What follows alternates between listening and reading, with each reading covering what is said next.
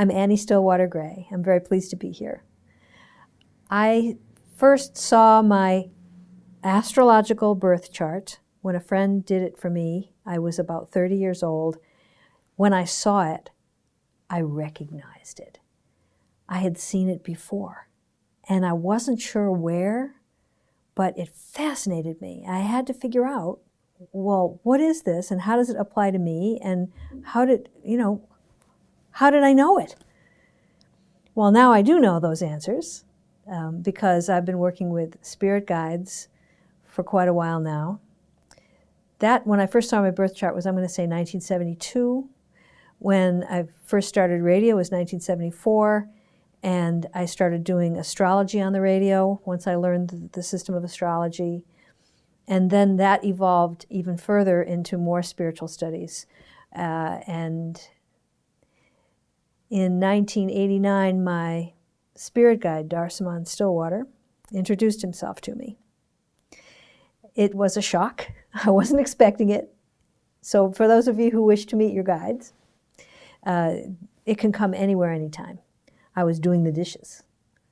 I was in an old pre-Civil War house with a hand pump and no running water, and I was not doing well. I'd lost my job. I had a back injury, and he began speaking to me. And believe me, that distracted me. And he asked me, because I'm really into music, radio and music, he asked me if we could listen to classical music. He said, "You never listen to classical music. Let's listen to classical music." And I'm like, whoa, where's this coming from? And it wasn't my voice in my own head, and I knew that because it was a male voice and it had an accent, a British accent. Then he says to me, "Well, I'd really like to hear Bach, but you don't have any Bach. You have one Beethoven record, but that'll do." All right, you got to understand, this is 1989, and so no CDs yet. CDs would come in the early 90s. So I had a wall of vinyl. And I walked in there, and I didn't even have to look. He guided my hand to that Beethoven record, and I pulled it out and played it, scratches and all. So that was my first experience. Not long after, this was September, not long after, it was Christmas time, and I was visiting my mother. So we're looking at Christmas '89, and that was the time of the big uprising in Romania, if any of you remember that, And it was on Christmas Day, which made me very, very, very sad that the people would rise up and kill the king and his family, his young family and his wife and everything, and it was just a slaughter, and it was just awful, and I just cried because, you think of Christmas as a peaceful day, a day when it's full of joy and birth, and to have all that kind of death on that day, it made me very sad. So I cried for a while, excused myself from my mother, I didn't want the TV on anymore, so I went to my own room. She ran a motel, so I had my own room, and cried and got it out of my system, and which I know now because the guides show me that it's a way of cleansing yourself. When you cry, you actually cleanse your energy system. You cleanse your field, your energy field. That's what I'm trying to say. And I decided to go out for a walk, and it had been extremely cold. This was December, obviously, and it had been extremely cold. So finally it was warm enough, like in the teens. This is now in New England, where I could walk around and get some fresh air.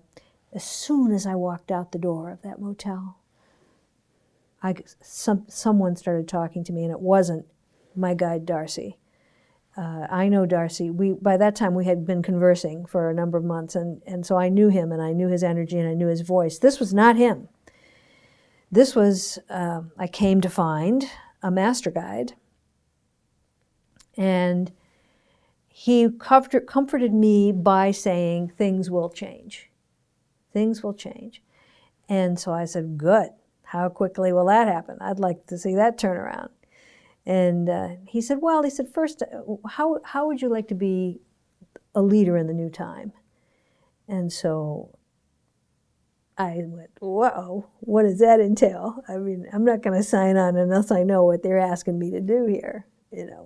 Joan of Arc came to mind, And so they said, oh, no, we just want you to write down some material. It's material that has been lost to humanity for a long time because they haven't been ready to handle it. Only shaman and you really highly evolved, like gurus and yogis and so, have had access to this material, but now humanity has evolved so that, hey, it's now time for these people to, of course we all have to take it and use it well. So they said, okay, then we want you to get up at dawn every morning and just write down what Darcy tells you. Because what had happened was Darcy actually worked with a group of master guides to prepare the material so that he could, because I had such a good, strong connection with Darcy, he could sit with me and he could just tell me. So I basically, that book, I did word for word. And then if I didn't understand something, I'd go back and say, well, wait a minute, what do you mean by this? This is confusing me. If it's confusing me, it's going to confuse other people, because, So what came out was the Dawn book, Information from the Master Guides. It took me a year to write. It has 4 illustrations. And then the next year, during the first Gulf War in 1991, I was typing it, and it gave me a great deal of comfort during that war to be working on something so spectacular, so precious, so evolved. Now, some of the information that was given to me was stuff that I knew already, like the chakras, and I had been studying certain things, and I knew some of it, but a lot of it I didn't know, and a lot of it was just liberating. Like you open it up, and the first page it talks about when your first breath that you take when you awake in the morning, breathe in and be happy that you're alive. Be happy that you're here and you're. So that's a wonderful way to start a book. I thought. So that's how the Dawn book came about, and from that, then I started teaching people how to connect with their guides. To me, it's probably the most important work we can do in this time right now that we're in, is to connect to our spirit helpers. And of course, the good news is we all have one that's assigned to us, or that chooses us, I should say, probably is the better way, because everybody has a private spirit guide, a personal guardian angel.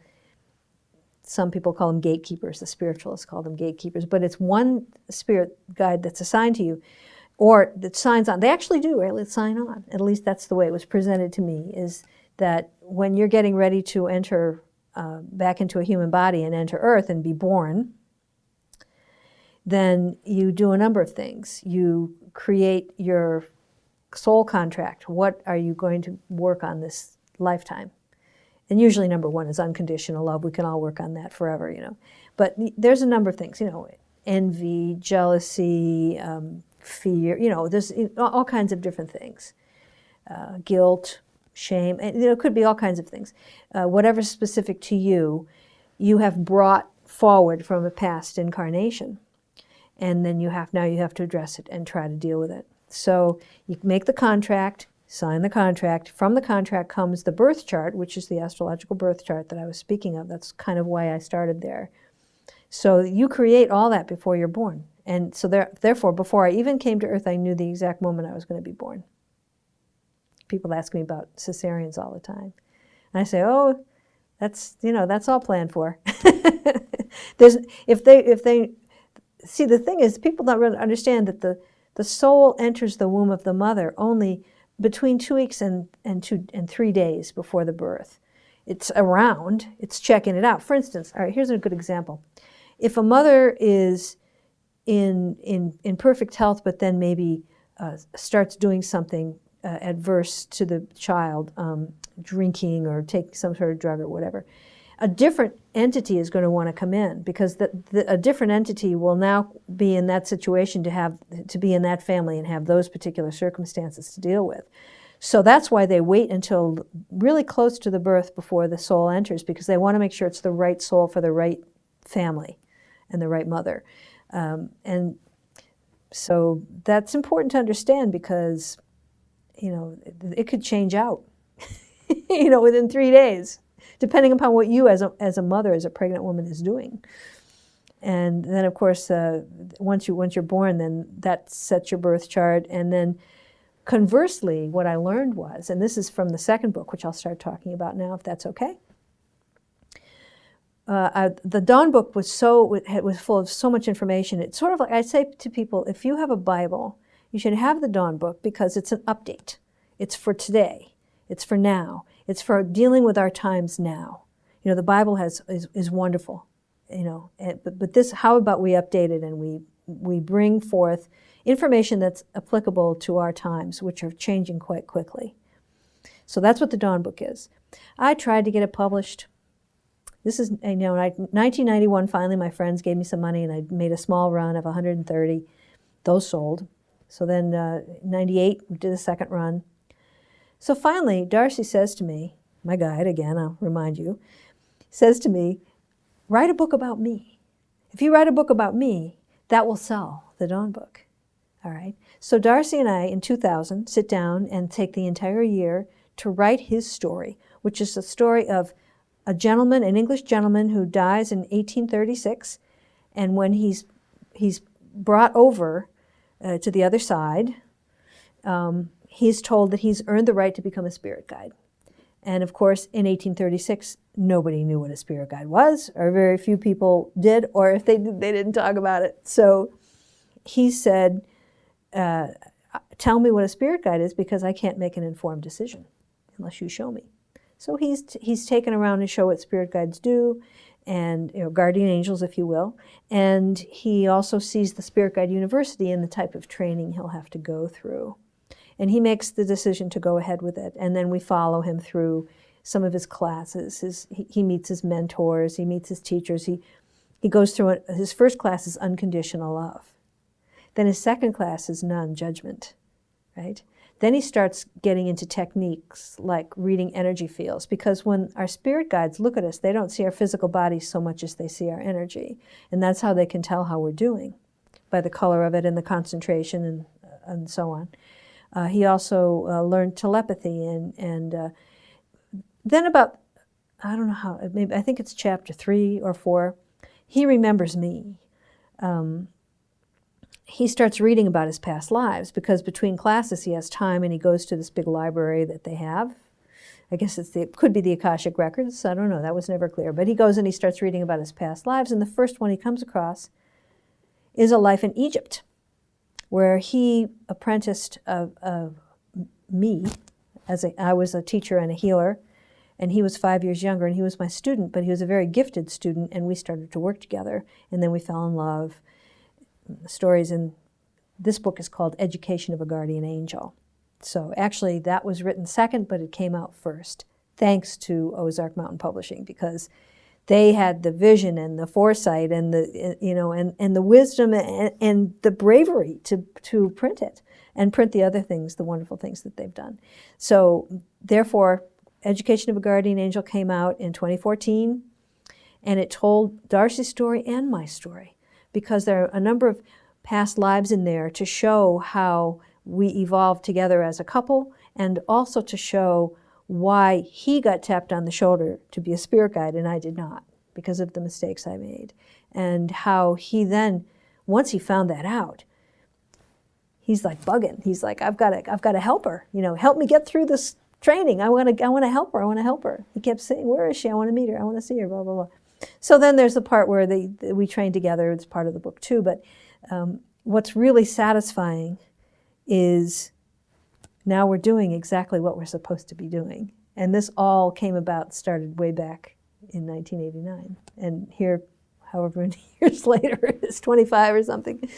It's happening and it's here, and I'm so pleased to be talking to you about it.